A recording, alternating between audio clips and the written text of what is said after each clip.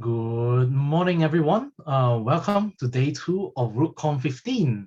First of all, I would like to thank the RootCon team for inviting me to speak at RootCon 15. It's an absolute pleasure to be delivering today's keynote. Unfortunately, I can't be with all of you physically this year, but I'll be around Discord, so hit me up, come say hi. I love to talk about anything and all things cybersecurity.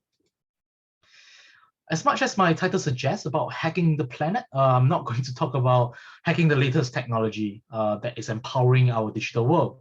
So nothing fancy about quantum or AI or autonomous vehicles or even blockchain, right? I'm, however, going to talk about something a little bit more primitive than this. And I'm going to talk about cybersecurity, right? Well, we are in a cybersecurity conference, so what else am I going to talk about, right? But more specifically, I'm going to talk about the security aspects of what we are securing in cybersecurity. I know I'm already in a couple of slides in, and I still haven't really introduced myself properly. I'm Emil. RootCon has my bio. You can check it out. You can also find me on Twitter and LinkedIn. So I'm not going to go into details on my profile. I'm kind of everywhere here and there in multiple pockets of time and space in the cybersecurity universe. To put it simply, I usually just say I work in cybersecurity. You're also here today because you're working in cybersecurity or studying cybersecurity or just interested in cybersecurity. I've done various different things in the field of cybersecurity, R&D, DFIR, GRC, the whole range of alphabet soup and terminologies. And I'm sure you have already seen and experienced yesterday, as well as you will do more even today at RootCon, experience the vibrancy of the field and ecosystem of cybersecurity, right? There are just so many elements, domains, and technology areas to explore, right? Ranging from cyber defense to VM technology to automotive security, malware hunting, authentication bypassing, fuzzing, software security, and many, many more, right? I'm sure you agree, it's hard to get bored in this field. There's always so much to see, so much to learn, and so much to get your hands on, right? But somehow, right, with all this diversity of things that we are doing, we are converged into this magical word called cybersecurity, right? So what exactly is cybersecurity? What are we doing? And are we even doing it correctly, right? So for those who are there physically in the Philippines at the conference, look to your left and now look to your right. And we are probably all doing different things in cybersecurity, right? And we might even have various different views and very differing views on what cybersecurity really is. So with us doing all these things, all this diversity of things, are we making cyberspace, the digital world, or even the planet a better, safer, or more secure place by doing whatever we are doing? So to answer these questions, for many years, I went on a mission, a hunt, and many rabbit holes trying to understand cybersecurity. I did dive into many disciplines trying to understand the field. And I truly believe to understand something, to truly understand something, we need to break everything down and rebuild it up again, right? Hence, for me to truly understand what cybersecurity is, I spend a lot of time studying all the different perspectives across disciplines. I'm not going to dive into every single pixel of details of the research I've done. What I'll be doing instead is I will briefly, really briefly, cover some bits of my research, which explains why, when I'm truly honest with myself, why I don't like to say that I work in cybersecurity as part of my introduction. And maybe you'll be like me as well by the end of the talk. Do note that because I'm just scraping the surface of the research I've done, I'll be generalizing some concepts, but still, I'll cover just deep enough for all of us to reflect upon our importance in the field of cybersecurity. Speaking of breaking everything down, right? Before building it back up again, first we need to ask ourselves, what is security? Right? According to the Oxford Dictionary, it's the state of being free from danger or threat, right? Although we can relate this state to our day-to-day feelings of being safe and not threatened, it is challenging to interpret this definition in the context across disciplines.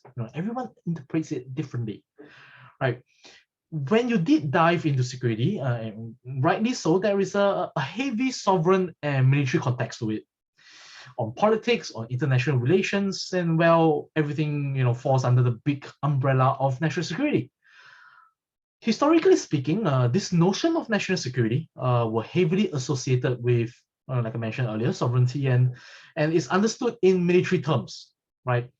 But recently, this whole notion, it's shaken up, right? It's because it's a whole new world out there in the past few decades, right? The majority of the world is somewhat peaceful, right? Well, relatively so, as compared to say 1 or 2 centuries ago, right? And that's because the world, and because of this, the world is majority peaceful, again, relatively so. We have more time to care about other things beyond military strength, right? We have time to care about things like economics, and deep dive and think more and think harder about economics and social vitalities of nations. Because of this, since the Cold War, even more so after the fall of Berlin Wall, national security agendas were broadened from strictly focusing on security of sovereignty to include security of people, right?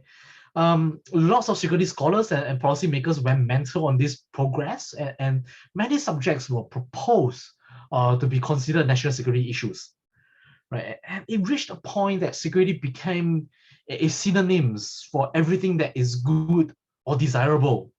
And that's actually not a very good thing at all. Definitely not for cybersecurity. And we'll see why later. So we can't define cybersecurity, or we can't define security, right, at this stage. But to build the concept back up, we still need to understand security, or at least understand the concept of security. Right, so security scholars, academics researching into international security agendas and development, they propose to engage this problem by asking 3 questions. What is it that is being secured? What constitutes the condition of security? And how do ideas about security develop, right? So the first 2 questions were found to be either too ambiguous or too difficult to determine and impossible to appraise. But the last question, the third question here, which seeks to understand how security agendas were developed, or how, or more technically, how agendas were securitized, this was seen as the key to explain the concept of security.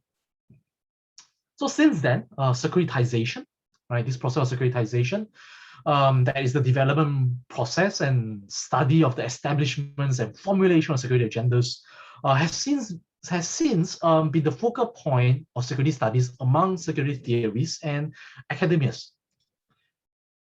While it is natural to assume that the seriousness of a threat perceived by, say, the government or military or a country or nation state is directly reflected in its national security agendas or national security policy, interestingly, it's found that there's no such correlation was found at all. Instead, a interesting pattern emerged that indicates that the formation of nation security agenda depends on how threats were articulated. And this renders the whole process of securitization as a speech act. Right? And the Speech Act protocol highlights that securitization is not a natural process of dealing with natural threats, and it's not just a simple utterance of security, and it will just become, and through that it will just become a national security agenda, right? It actually makes the whole security process also involves, the whole securitization process also involves the element of the audience, the acceptance of the speech by attempts to speak a security agenda into existence. So before I go further, I would like to show here. I would like to show a short clip from one of my favorite British series, a very old series called Yes Minister, or to be more accurate, in this case, it's from the sequel Yes Prime Minister. Highly recommend this series for anyone who actually likes political comedy. Right. So to set a little bit context before I play the video, on the left-hand side, we have Bernard Wally, who is actually the PPS, the Principal Private Secretary. He was told to do a survey about the British citizens' sentiment of bringing back national service, or what some countries call military conscription. Right. The result was citizens were in favor. Right. But then Sir Humphrey, the guy on the right over here, who's actually the PermSec, the permanent secretary, actually told him to redo the survey, so that the result is negative instead. And Bernard was just like, wait, what are you talking about? So. Well, the party have had an opinion poll done. It seems all the voters are in favour of bringing back national service. Well, I have another opinion poll done showing the voters are against bringing back national service. We can't be for it and Oh, against. of course they can, Bernard. Have you ever been surveyed? I was asking you some questions. Mr. Woolley, are you worried about the number of young people without jobs? Yes. Are you worried about the rise in crime among teenagers? Yes. Do you think there's a lack of discipline in our comprehensive schools? Yes. Do you think young people welcome some authority and leadership in their lives? Yes. Do you think they respond to a challenge? Yes. Would you be in favour of reintroducing national service? Yes. Oh, well, I suppose I might. Yes or no? Yes. Mr. Woolley, are you worried about the danger of war? Yes. Are you worried about the growth of armaments? Yes. Do you think there's a danger in giving young people guns and teaching them how to kill? Yes. Do you think it's wrong to force people to take up arms against their will? Yes. Would you oppose the reintroduction of national service? Yes. So, as we see here, securitization as a speech act can really lead a security agenda astray if we are, us as audience or even as experts, if we are not objective, we are not educated enough, or if we are, if we scarce easy, right? We might think that we know what we are doing, but in fact, start working in someone else's continuous misguided articulation in the name of security. Well, So in my study of the securitization of cyberspace, I trace back to the 1980s, and in particular the US, because they were one of the most advanced country in this area back in the days. I observed the development of security rhetorics over time. Quite interestingly, it kind of started with the movie War Games. I'm not going to go too much details on this today for today's speech. But the whole notion of cybersecurity really starts to brew from two reports by the National Research Council. Right, it's a very powerful articulations of cybersecurity as well. It started off saying we are at risk. Right, it then links to the everyday dependent on computers controlling power delivery, communications, aviations, and financial services. Computers, them being used to store vital information from medical records to business plans to criminal records. That although we trust them, they are vulnerable. Right, that a modern thief can steal more with a computer than a gun, and tomorrow's terrorists may be able to do more damage with keyboard than with a bomb. Right, and you can just see how a short little sentence just blew the whole consequence out of proportion very, very quickly from computers, the benefits of it into terrorism and bombs, right? So fast forward, cyber threats was really securitized. So this notion, this articulation was built up over time, and it was really, really securitized during the Clinton administration by leveraging on the topic of critical infrastructure in under the umbrella of national security agenda, right? Or in the national security agenda.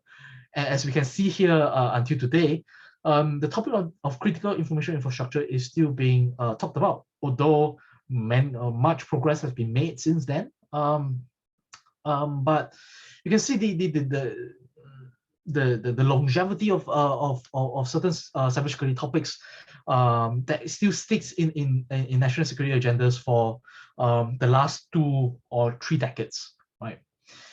So and in order to present such a technical subject back in the days as a security problem, and you have to think about in those era, not everyone truly understand computers, and lots of people are actually scared of computers itself, right? Because it's such a big mystery, and it's not a commodity like today. And because of that, cybersecurity was identified and actually discussed as a topic of terrorism and warfare.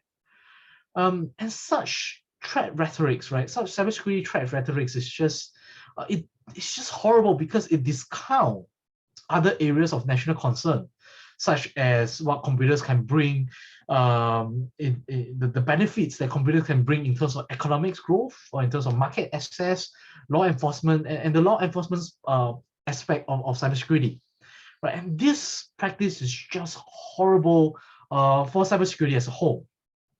Because when there's cybersecurity news, it is bad news. People wanted it solved right away when cybersecurity is being discussed, right? Which is rightfully so for any security agendas, right? When you identify an enemy, you want to get rid of it immediately with whatever possible means. Just remember that that's how a lot of things was being done back in the days, right? And we all know that that's not what cybersecurity is about. Hence that treating cybersecurity as a security agenda can really hurt the entire industry. But it's really difficult to disassociate this way of managing cybersecurity because the word security is in the name of our field. So a general school of thoughts is that more security is better than unsecurity, or more security is better than insecurity, right? But security should be and must be discouraged as much as possible, because the excessive rights given to securitizing, someone who is actually securitizing an issue to act on the security issue of emerging status emboldens a lesser democratic solution.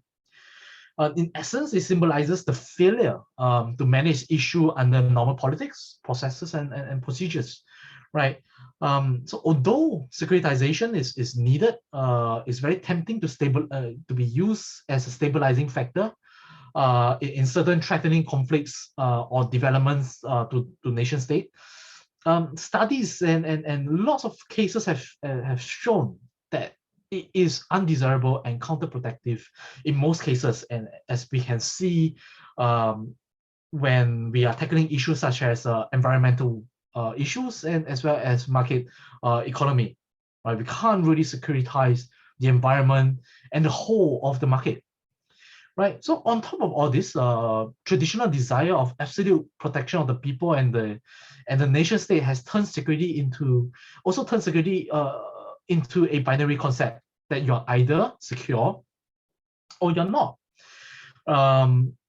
However, and we all know that protecting everything and achieving absolute security is impossible, especially in this current world. So in contrast to this traditional view of absolute security, protection of society actually requires the creation of a security environment that works with the grain of the society.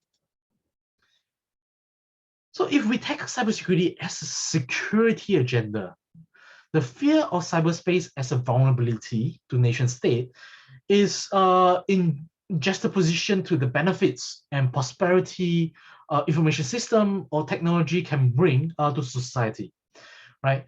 Cybersecurity requires the creation of an environment that balances between security and the market economy, and between state and societal interests, right? Such a balancing act can only be achieved through governance model of risk management, right? The concept of risk is fundamentally linked to the notion of indefinite security and ongoing administration of risk. Therefore, it actually provides a continual creation and maintenance of a unsecure or insecure environment. So we actually really need, what we really need is to desecuritize cybersecurity and work on it as a strategy in which security is sought and produced. So are we all really working in cybersecurity? Are we really studying or practicing cybersecurity? Sure. We are part of the cybersecurity strategic discourse. By doing what we do, deep diving into technology, sharing information, the know-hows, and working together to protect the global cyberspace, we are maintaining the cause of desecuritizing cyberspace. Right, so us as hackers, right, we play a very big role in cyber safety and cybersecurity. Right, we need to continue to deepen our understanding of cybersecurity from the perspective of people, process, and technology, and maintain this security or this strategic discourse through better cooperation, collaboration, and innovation. Right, and not always just securitize any problems when and issues gets hard to solve, right? We are hackers, we are innovators, we are problem solvers. So let us all play our part, right? Enjoy the rest of the conference, learn from your peers and experts here in RootCon. Let us all secure cyberspace together. Thank you.